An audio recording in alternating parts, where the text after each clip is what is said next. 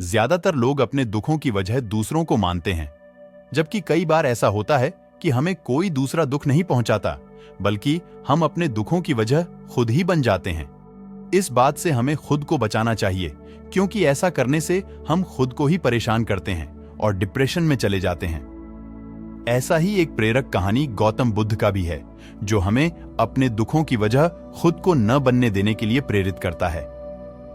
आइए जानते हैं इस प्रेरक कहानी के बारे में। एक बार गौतम बुद्ध नगर में घूम रहे थे।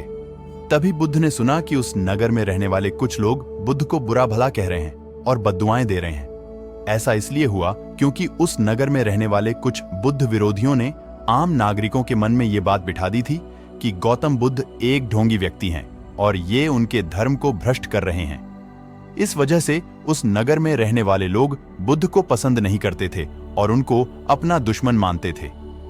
गौतम बुद्ध ने जब नगरवासियों के इन उलाहनों को सुना तो वह एक कोने में शांति के साथ खड्डी डीरे हो गए और उनकी बुरी बातों को आराम से सुनते रहे। इस दौरान बुद्ध ने कोई प्रतिक्रिया नहीं दी। कुछ देर बाद जब नगरवासी बुद्ध को बुरा भला कहते हुए थक गए और चुप हो गए, तो गौतम बुद्ध ने उन नगरवासियों से कहा, क्षमा चाहता हूं, लेकिन अगर आप लोगों की बातें खत्म हो गई हैं तो मैं यहां से जाऊं? ये सुनकर उनको बुरा कहने वाले लोग बहुत आश्चर्यचकित हुए।